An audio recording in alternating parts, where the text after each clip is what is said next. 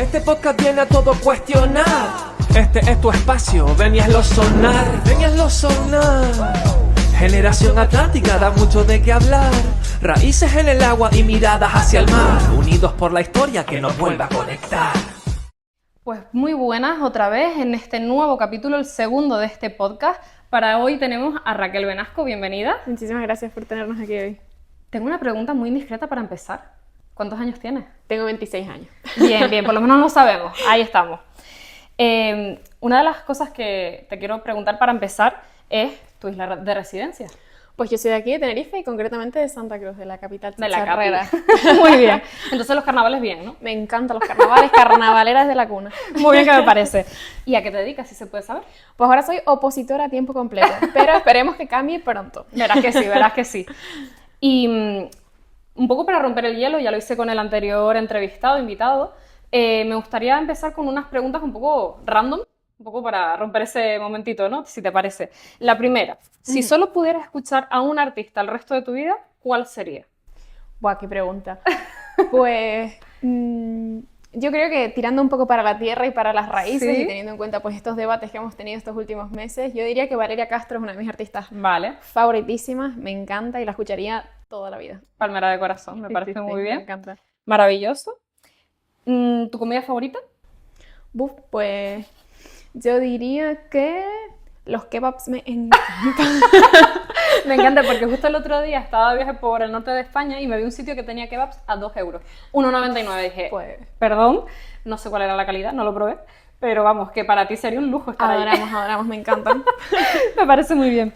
Y luego, lo normal sería preguntarte el mejor consejo que has recibido en tu vida, pero yo te quiero preguntar por el peor de todos.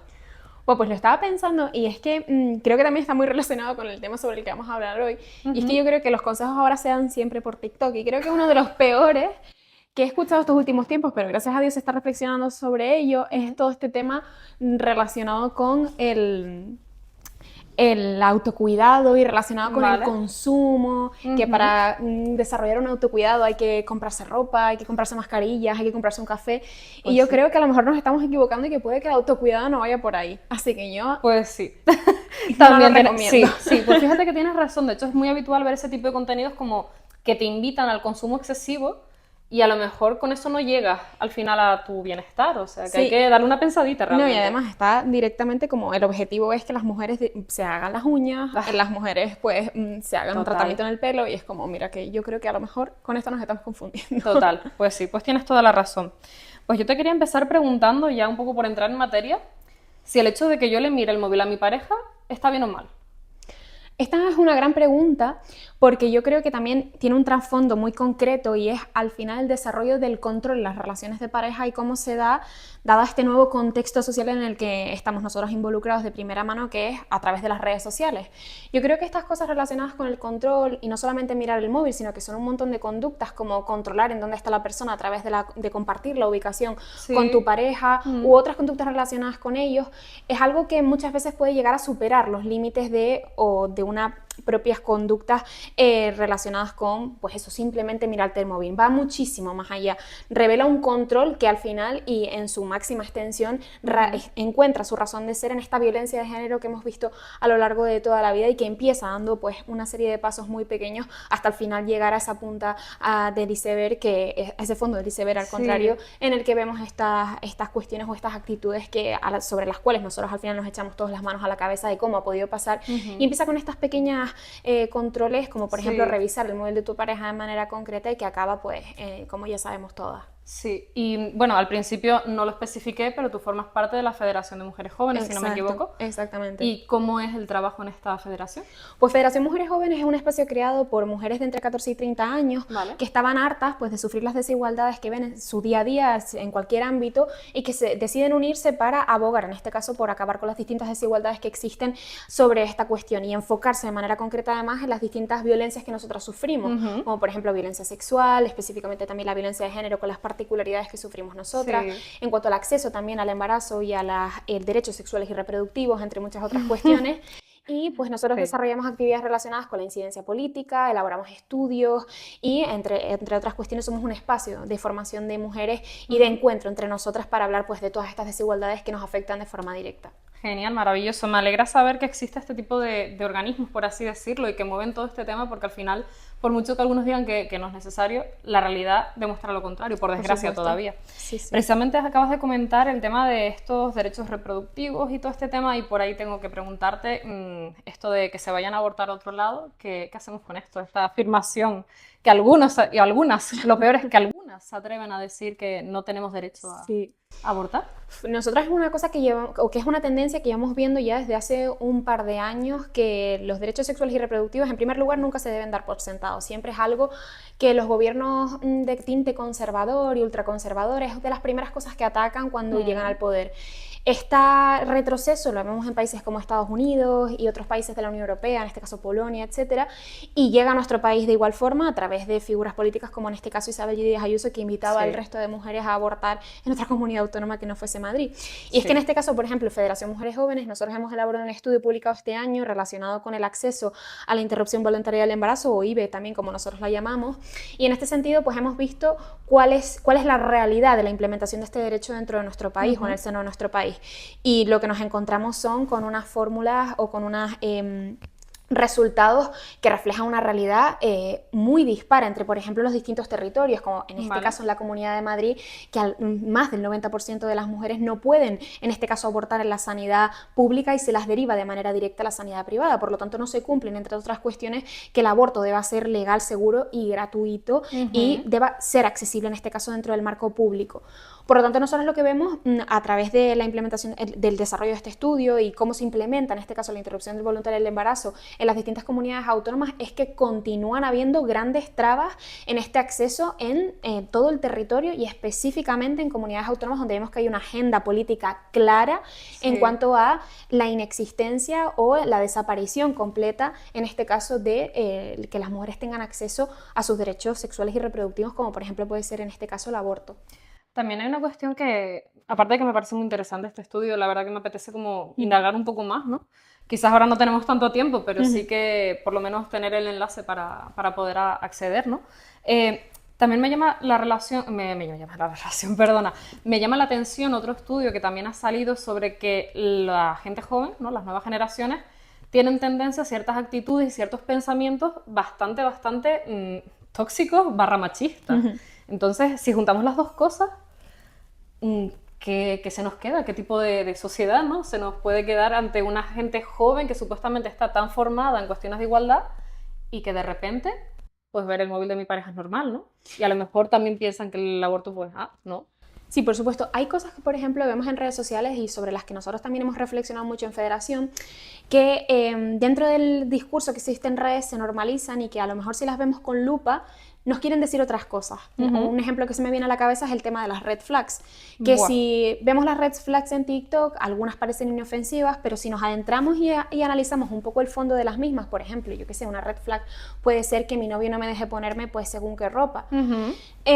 Realmente lo que esconden no es una red flag, y cambiarle el nombre a esta cuestión pues a lo mejor puede incluso llegar a banalizar un poco realmente la base de todo ello, que es la desigualdad existente entre hombres y mujeres y patrones y conductas que realmente se corresponden con la violencia de género. Entonces por ahí tenemos un problema en cuanto a los distintos discursos que se dan en redes sociales y que tienen unos tintes, pues como tú acabas de decir, pues profundamente machistas en este caso. Y además de ello, se juntan dos cuestiones además en este ámbito. La primera de ellas es que las redes sociales y los discursos que se tienen dentro de las mismas avanzan con una velocidad que nunca llegamos a tiempo. Sí, es el factor de la viralidad al final, ¿no? Por que supuesto. Se multiplica y se vuelve a multiplicar y no lo puedes parar. 100%. Jamás. Y lo que ahora se cuenta, o el discurso predominante relacionado con, yo qué sé, distintas técnicas a través de las que se puede ver el machismo en redes, como por ejemplo los comentarios que vemos en cientos de vídeos, como por ejemplo de la influencer Rivers, en el que se pone continuamente cuatro letras. Es una cuestión, o son unos patrones y un contexto que entendemos ahora, pero que a lo mejor dentro de 6 meses ha cambiado completamente. Con lo cual existe un ámbito y es de carácter tan cambiante que a nosotros nos resulta hasta bastante complicado estar al día con respecto a todos estos discursos y las diferentes pues, conductas machistas que se dan en el día a día.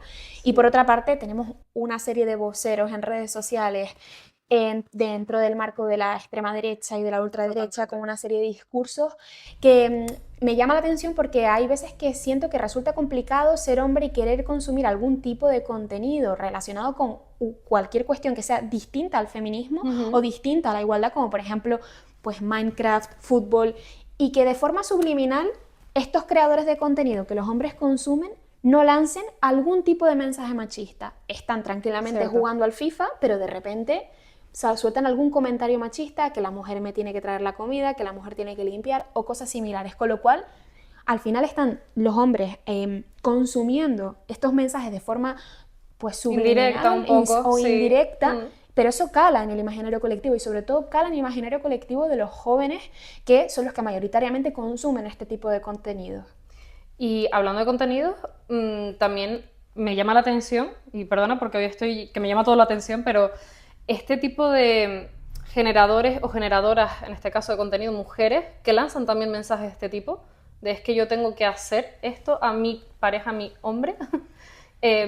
Quizás eso, también como ejemplo, ya no solo cala el mensaje de los hombres en los hombres, sino que también esto cala en las mujeres. No, exacto, existe una viralidad de distintos fenómenos que hemos visto que son propios o importados de otros países, como en el caso de las tradwives y su llegada a España a través de distintas influencers, que lo que pretenden de manera directa y de manera clara es establecer un retroceso en los derechos de las mujeres, convenciéndonos, entre otras cosas, de que nos quedemos en casa, de que no seamos independientes económicamente, siendo algo esto que nos ha costado a las mujeres muchísimo tanto conseguir, y que ha sido un logro claramente del feminismo y que supone una independencia de la mujer no solamente en este ámbito de carácter económico, sino la posibilidad de que las mismas no dependan del hombre y que puedan salir de situaciones de violencia de género en aquellos supuestos en los que sucedan, siendo esta o habiendo sido esta una de las características principales por las que antes esta cuestión no sucedía de esta forma. Totalmente. Con lo cual nos llegan mensajes machistas de lo que tiene que ser una mujer, de cómo tenemos que ser, de lo que tenemos que hacer, y por otra parte ellos están continuamente consumiendo contenido en el que pues se legitima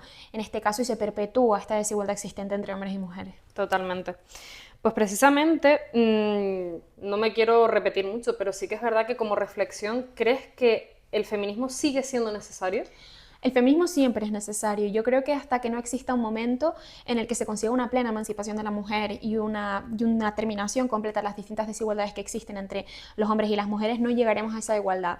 Además de ello, vemos una cuestión que es fundamental con respecto a este sistema patriarcal, y es la capacidad que él mismo tiene de adaptarse a cualquier evolución o cualquier cambio que se adentre. Es decir, nosotros, yo qué sé, a lo mejor podríamos llegar a pensar en algún momento que el machismo o estas situaciones de desigualdad no existirían en la implementación de la inteligencia artificial, y vemos que esto no es así de ninguna forma, sino que se reproduce exactamente los mismos patrones, los mismos discursos, y podemos ver cuestiones terroríficas con respecto al uso de la inteligencia artificial y el machismo que el mismo que impera dentro de la implementación del mismo en cuanto a la creación de imágenes de deepfake, siendo esta una cuestión que nos afecta a nosotros de manera directa en cuanto a nuestra integración física y nuestra integración moral. Entonces yo creo que es muy necesario, en cuanto a no se han erradicado estas desigualdades, sino que hay veces que parece que son cada vez mayores o que son cada vez más complicadas de combatir en cuanto a lo complejas y complicadas que se vuelven. Precisamente hace apenas una semanita se conmemoraba el 25N, el Día contra la Violencia de Género. ¿Crees que llegará el momento en el que no sea necesario que exista, entre comillas, este día? Yo soy una optimista, yo espero de verdad que exista un momento en el que se erradique la violencia contra las mujeres. Sin embargo, creo que ese momento está bastante lejano en el tiempo y no creo que ocurra en un futuro próximo, tal y como está, por ejemplo, el ambiente geopolítico en el mundo. Ahora bien, las mujeres siempre hemos sido combativas, las mujeres siempre hemos estado ahí luchando por nuestros derechos, y ante pues esta oleada reaccionaria se encontrarán a las mujeres feministas de frente para parar los pies a quien intente pues de alguna forma limitar los derechos que ya hemos conquistado o limitar pues aquellos que todavía faltan por conquistar. Precisamente para ir un poco concluyendo, y repito, no quiero que termine esta conversación, igual que ninguna de las que he tenido ni voy a tener, pero sí que un poco por ir cerrando y llegando a alguna conclusión, si es que se puede, ¿no?, dentro de lo complejo del tema. ¿Tú crees que el feminismo tiene la misma capacidad que ese machismo que comentabas antes, que se adapta para también adaptarse a estas nuevas necesidades y a estas nuevas problemáticas, ¿no?, que van surgiendo, o es un movimiento social que está un poco estancado?